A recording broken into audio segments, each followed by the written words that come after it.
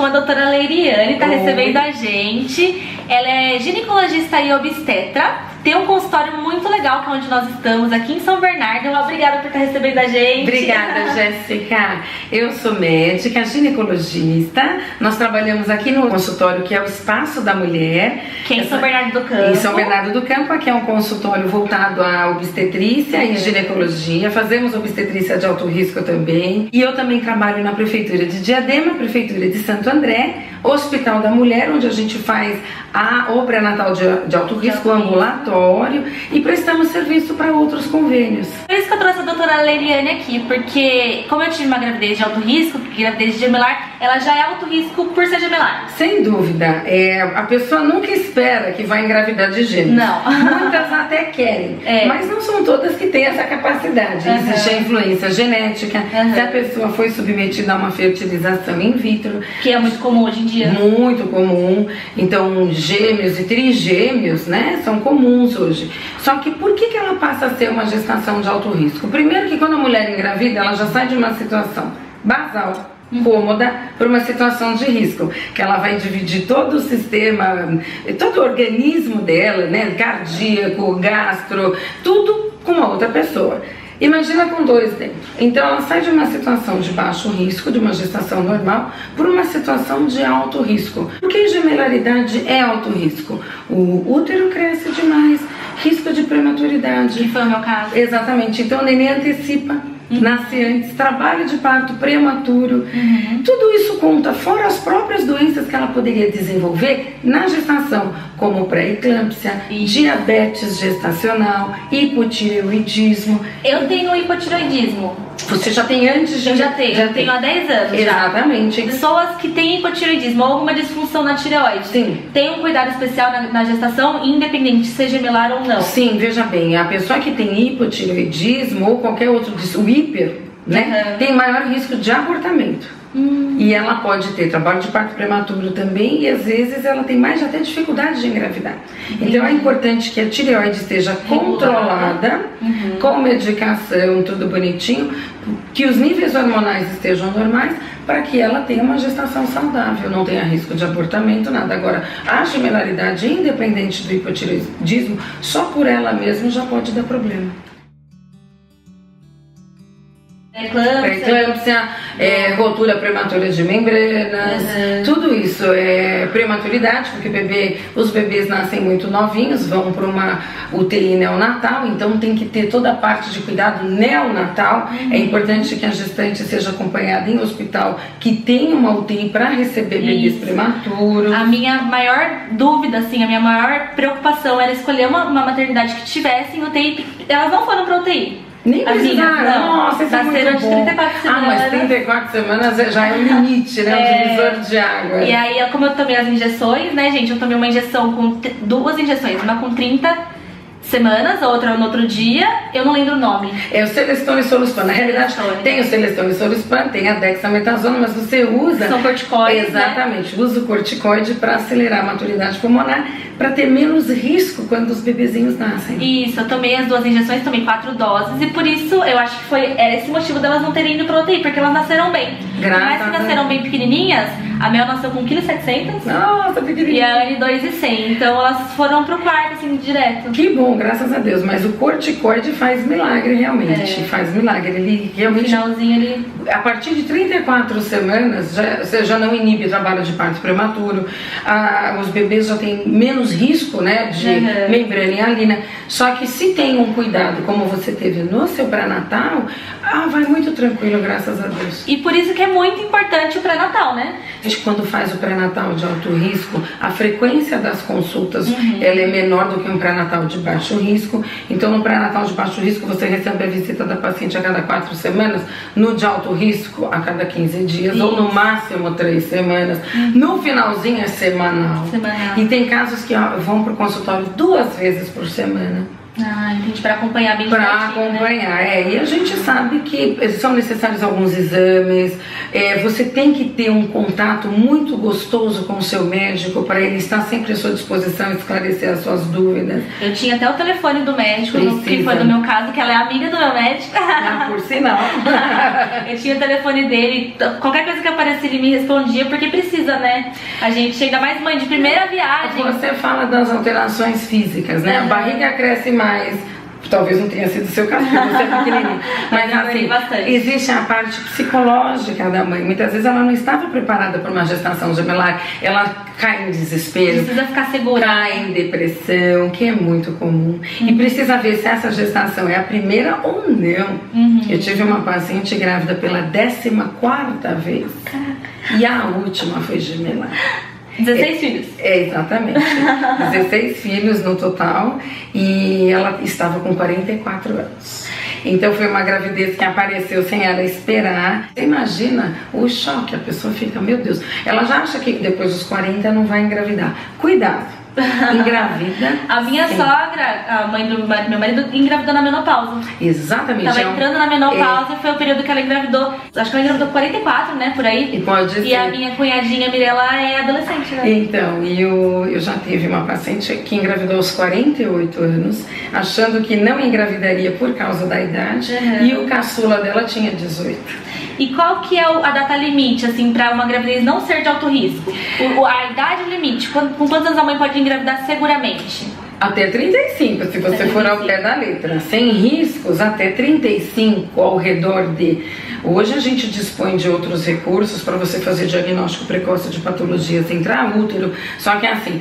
Para não ter problema, estatisticamente até 35. A partir dos 35 anos, a gestante é chamada de gestante tardia, que ela já está demorando um pouquinho, mas aí já aumenta riscos. E a partir dos 40, aumenta mais ainda.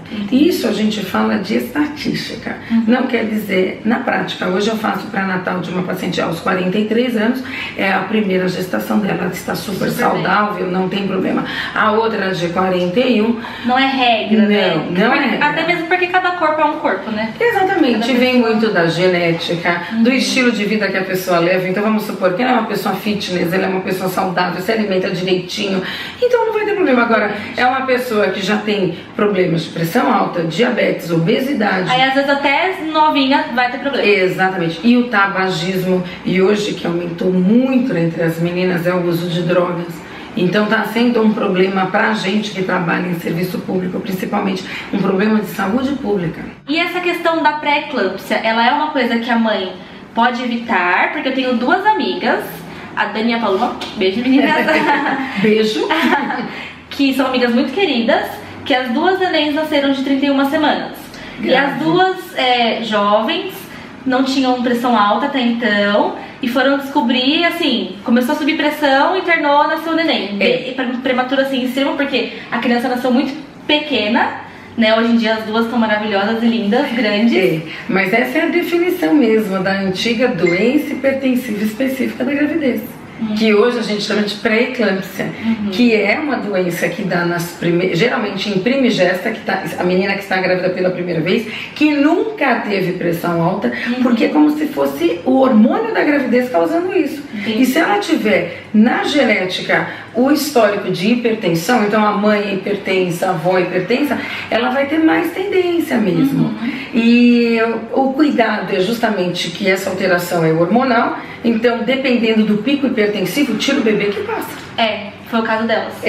O tratamento é interromper a gestação. E aí, graças a Deus, interromperam, né, num momento que já dá para interromper. Exato. Agora, se a pessoa já é obesa, já tem a pressão alta, então ela pode fazer a pré-eclâmpsia super ajuntada. Ela já tem a pressão alta e faz a pressão alta por causa da gestação. Ela soma dois problemas. Se ela é fumante, sedentária, tem colesterol alto, tem uma série de problemas, então ela está pedindo para fazer uma pré-eclâmpsia. Você fala assim, tem como evitar? Ela pode ser super magrinha e tal. Ela pode desenvolver pela gestação. Então o que seria prevenção? Pré-natal em primeiro lugar, exames em dia, e através do ultrassom inicial essencial hoje o Doppler. A gente já vê pelo Doppler, pelo fluxo das artérias uterinas, se ela já está predispondo a possível alteração no futuro da gestação. Então a pessoa que faz o acompanhamento médico, com certeza o médico vai dar alguma medicação, que a gente usa o ácido acetil salicílico, o estilo de vida, dieta, exercício e controles. Então às vezes a paciente apresenta alteração já no exame de urina. Elimina a proteína. Aí você fala, mas a pressão tá normal, tá tudo bem, tá eliminando proteína? Opa, antena ligada, porque ela pode vir a ter problema. Se ela incha demais, retém líquido, começa a ter problema de creatinina, ela vai meio que predizendo que ela vai fazer alguma coisa. Muita dor de estômago também. Então às vezes a pessoa fala, eu tenho gastrite, trato com omeprazol, eu tomo omeprazol. Ela pode estar camuflando uma doença hipertensiva. Outra, o bebê não cresce como deveria. Ela faz uma restrição de crescimento. As duas nasceram bem pequenininhas. Você já desconfia pelo ultrassom. Doppler alterado, restrição de crescimento, opa, vai dar problema. Então por isso que é importante o acompanhamento de pré-natal. Quem não tem essa consciência, muitas vezes aparece no pronto-socorro já na pré-eclâmpsia ou na eclâmpsia. A eclâmpsia é quando convulsiona. A paciente chega convulsionando. E aí o bebê pode a óbito ou não, depende do tempo que ela levar para ser socorrida. Entendi. Então é uma questão de tempo. Agora, se ela já faz acompanhamento pré-natal, o médico já desconfia que alguma coisa vai dar errado, já começa a tratar, a pressão começa a subir. E uma coisa que é importante, Jéssica, é no primeiro dia da consulta, medir a pressão. O nível já está um pouquinho mais acima do normal, que ela fala, minha pressão sempre foi 9/6. Você começa com 12/8, você, opa, mas sempre foi 9/6, então vamos observar. Ela pode também fazer uma pré-eclâmpsia. E aí, essas minhas amigas, no caso de pessoas que tiveram a pré-eclâmpsia, elas podem ter outra gravidez com pré-eclâmpsia? O risco é muito alto ou não tem relação? A pessoa que teve pré-eclâmpsia pura, muitas vezes ela ganhou neném, tirou o bebê, acabou o problema, nunca mais vai ter nada. Agora, pode ser que ela fique hipertensa. Entendi. E se ela continuar hipertensa, com certeza ela vai ter que cuidar para uma próxima gestação. Mas se continuou com a pressão normal, pode ser que se eu falar que não tem risco, é mentira. Estatisticamente, a pré-eclâmpsia aparece mais em primigesta. Tá. Então a gente brinca que raia não cai duas vezes no mesmo lugar, a granada não cai duas vezes no mesmo lugar. Mas ela pode acontecer. E ela, quando fala no início do pré-natal, sua gravidez foi tranquila, a primeira não, eu tive pré-eclâmpsia. Você já teve, pode ter de novo, pode ter outra alteração. Entendi. Hoje o que é muito comum também é o diabetes gestacional. Isso, também ia perguntar. Também tem uma amiga que o bebezinho não por causa da diabetes, ela não sabia. Então, o diabetes o diabetes gestacional, hoje ele já está muito comum pelo estilo de vida da pessoa, alimentação e conta a genética. Eu sempre brinco, filho de peixe, peixinho é. Filho de diabético, não é diabético ainda, mas vai ser. Entendi. Então é melhor pensar que erra menos. Já faz uma dieta adequada. O primeiro exame lá do pré-natal, da primeira consulta de glicemia de jejum, já acende a luzinha vermelha. Entendi. Aí a pessoa fala, mas eu não tenho diabetes. Mas está com 98 de jejum, já é considerada uma diabética gestacional. Tem que fazer dieta. Nem todo diabetes vai ter que entrar com insulina. E hoje a gente já está entrando até com a metformina, que é uma medicação usada para tratamento de diabetes, na gestação. Esse protocolo é novo. Se você olhar nas medicações, ainda a metformina seria não indicada na gestação. Só que alguns estudos já dentro da faculdade mostram que ela está sendo segura. Então você pode manter, porque a droga de escolha para tratar diabetes gestacional é a insulina. Quando você fala para a paciente, você vai ter que usar insulina, ela se desespera. Por quê? Eu não quero levar agulhada. Eu não quero levar picada.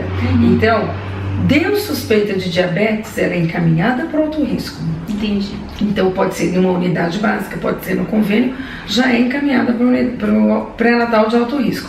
Aí a gente faz aquele famoso teste do docinho, do melado. Eu fiz. Teste. Todas as gestações Fazem, sim. Antigamente não se fazia. Antigamente a gente só fazia em quem tinha uma tendência e tal. Hoje, praticamente todo mundo está fazendo. Eu fiz. Tem que fazer por causa disso. O que acontece com o diabetes é uma doença silenciosa.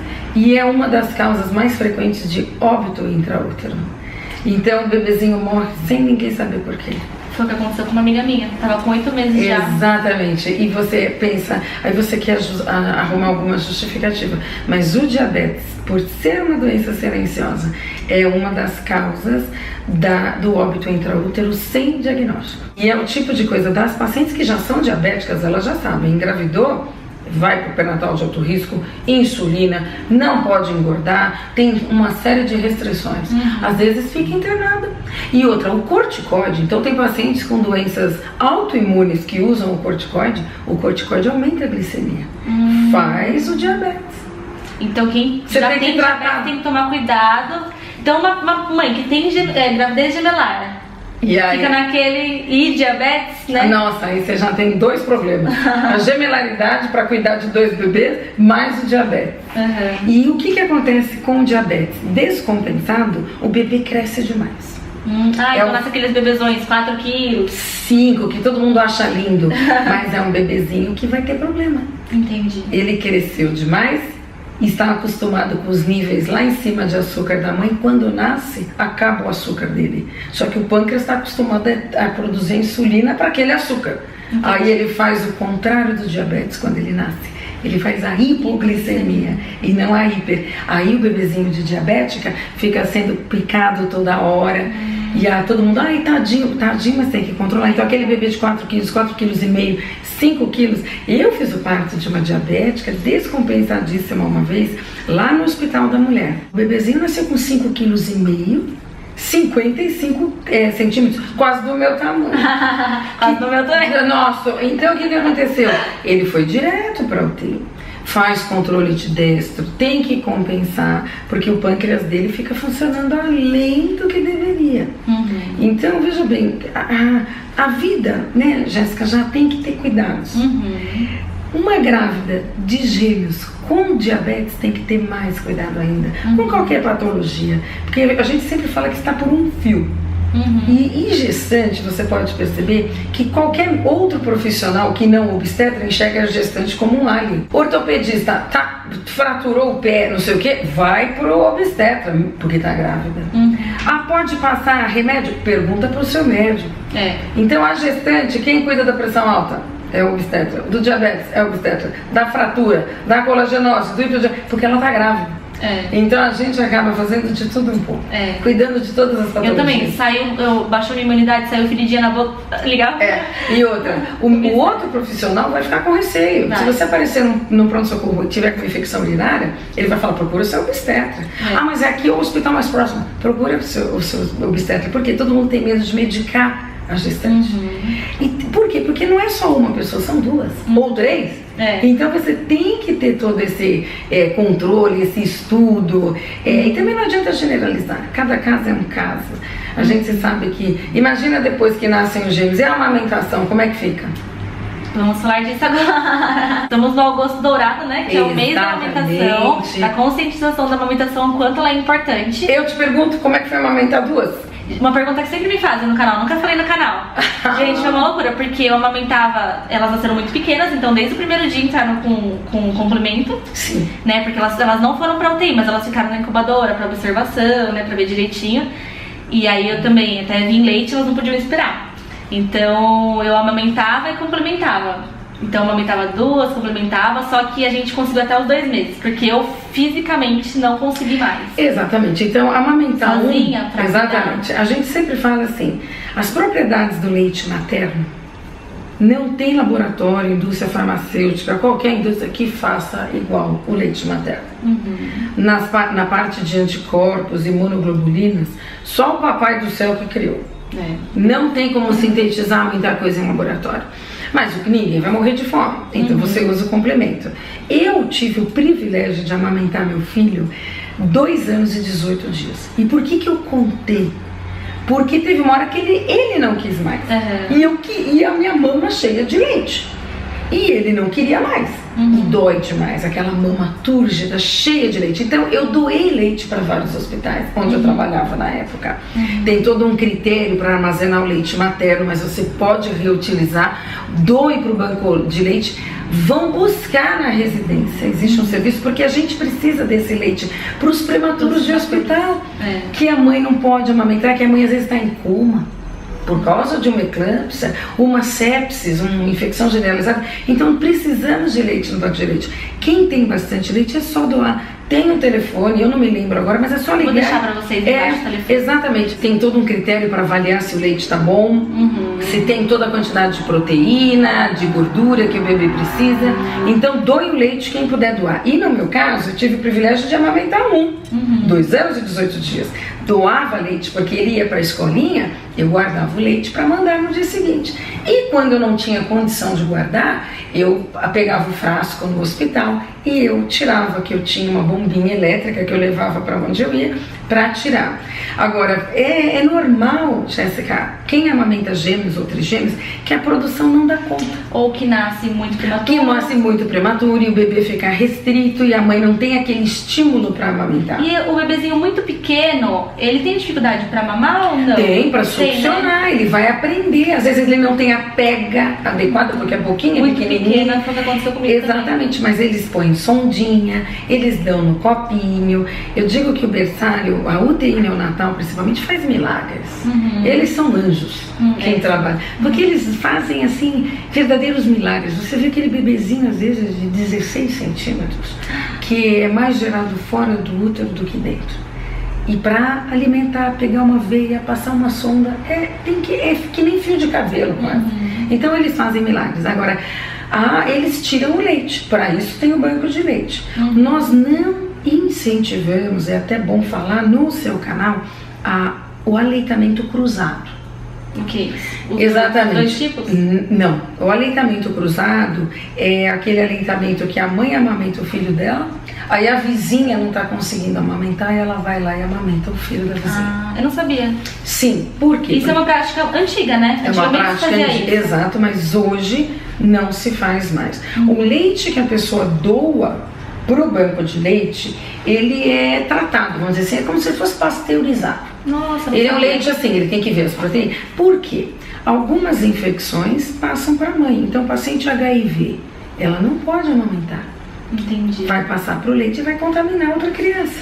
Entendi. Entendeu? Então a gente não, hoje é contraindicado. Mas tem pacientes assim que fazem por amor, porque tem muito leite, mas assim, não convém.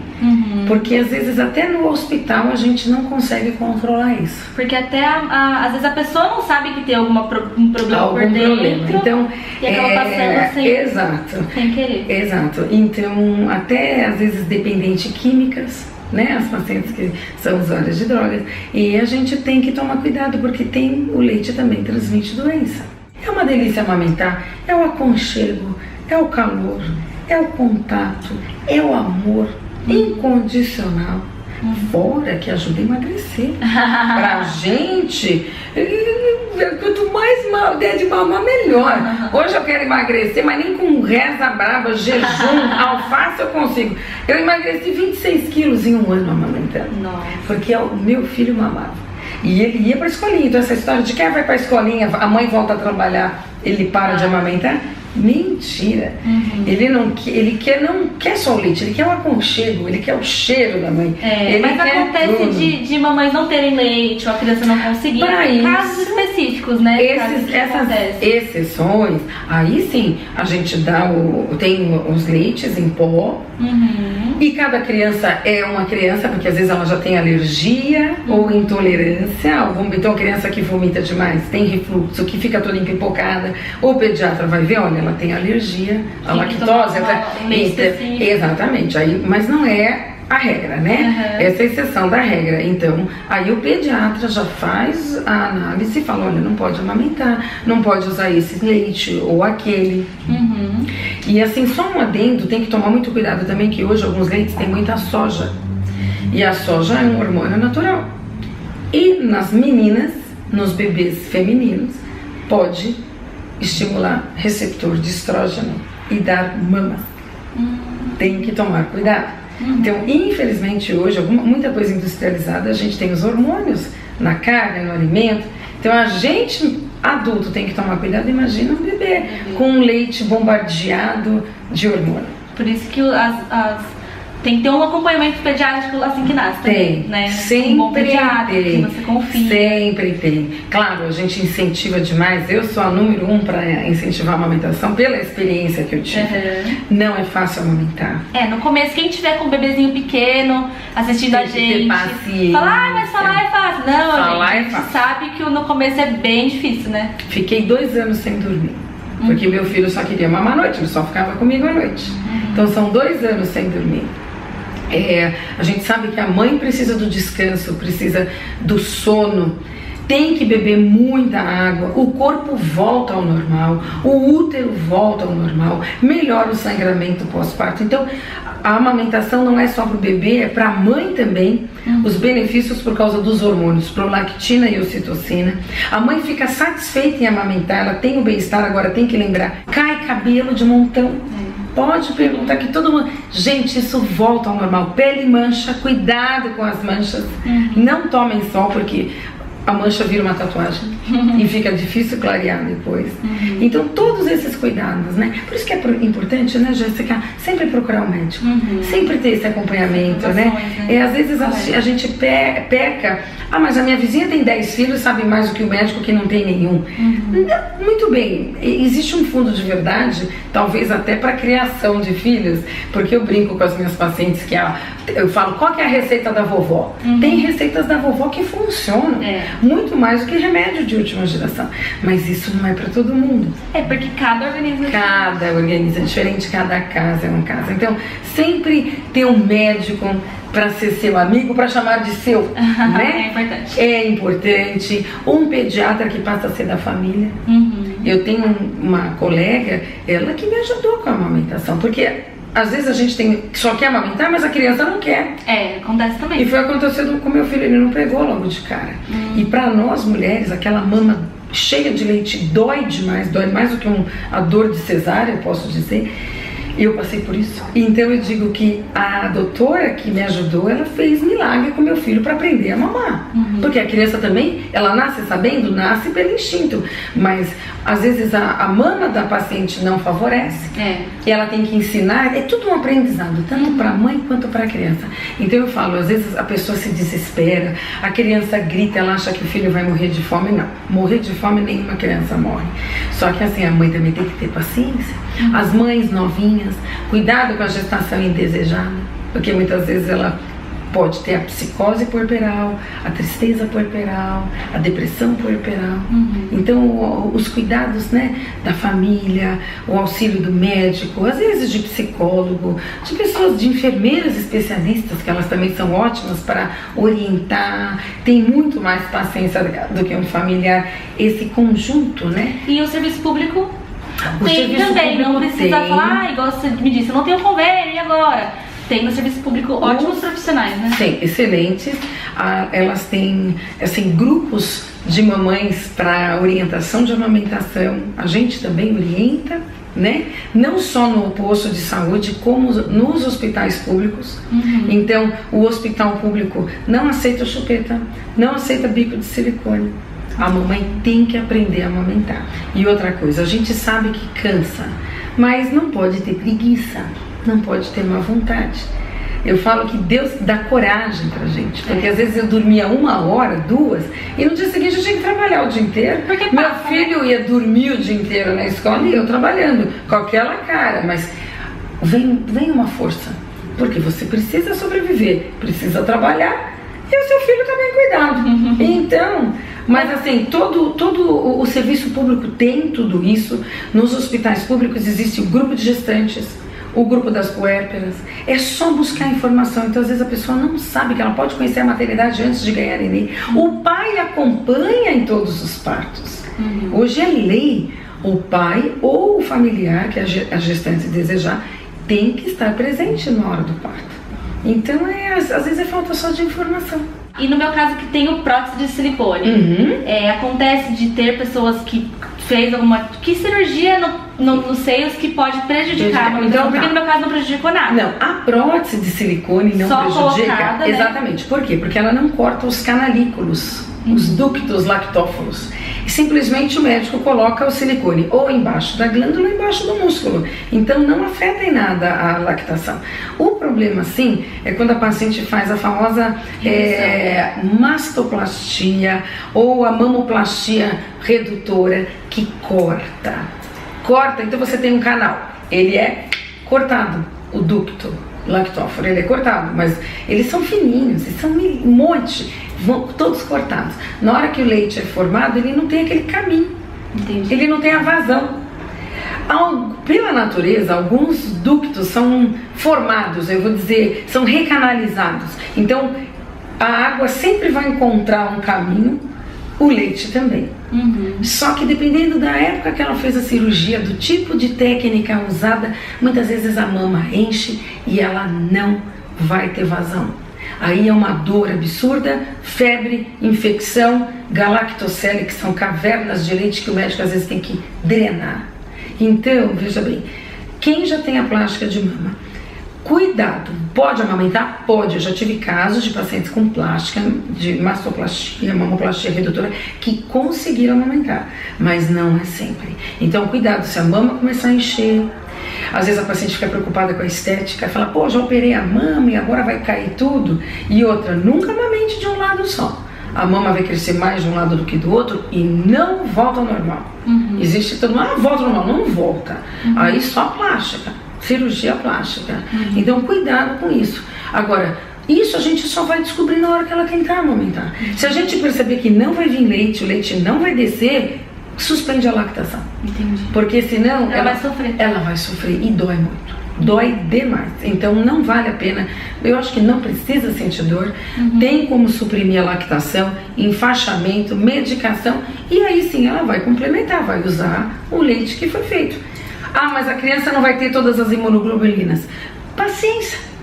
Vai ter imunoglobulina, vai ter a vacina, vai ter anticorpo, mas claro, tem casos que não tem casos que não tem. Infelizmente. Agora, geralmente, quem já faz uma plástica de mama, já tem filho, ou não está pensando em engravidar. Porque ela sabe que se ela engravidar, vai mudar a cirurgia plástica. A mama vai crescer, pode manchar e vai ter a dificuldade de amamentação. Agora, quem já tem a prole constituída pode fazer a cirurgia plástica. O que acontece às vezes é as meninas de 18 anos quererem fazer plástica porque tem as mamas muito volumosas, a gigantomastia, e aí ela faz a cirurgia plástica com 18, 20 anos e só vai engravidar com 35. Aí não dá para prever se vai dar certo ou não. Tem casos que dá. Realmente eu já vi pacientes amamentando, às vezes com um pouquinho de dificuldade, mas que nem eu falei, o leite acha o caminho, vaza, tem a vazão, mas tem casos que infelizmente não, então ela já tem que estar preparada também. Agora o silicone, graças a Deus, não eu tive bastante leite. Então tá bom, muito obrigada. Jéssica, é um prazer grande. O que você precisar, e quem quiser alguma informação, tiver alguma dúvida, pode visitar o canal do YouTube. Você tem um canal dela? Tem um canal. Vou deixar o link do canal dela aqui na descrição. Tem todos os contatos do consultório e tudo. Isso, pode ficar à vontade, que eu estou sempre à disposição para responder as perguntas. Aliás, vocês perceberam que a gente gosta de falar. A gente fala muito. Comece e não para. Então tem o canal, visite. E eu agradeço a oportunidade de participar do seu. Vim trazer um pouquinho de informação, né? Porque é sempre bom a gente estar oferecendo informação de qualidade, né? Informações sem dúvida, né? Informações de quem a gente confia. Verdade. A Liliane é uma amiga da nossa família muito querida. Obrigada. Então eu fico muito feliz com a sua participação. Obrigada, Jéssica, pela oportunidade. Viu? Obrigada a você. Eu espero muito que vocês tenham gostado. Um super beijo e até o próximo vídeo. Tchau!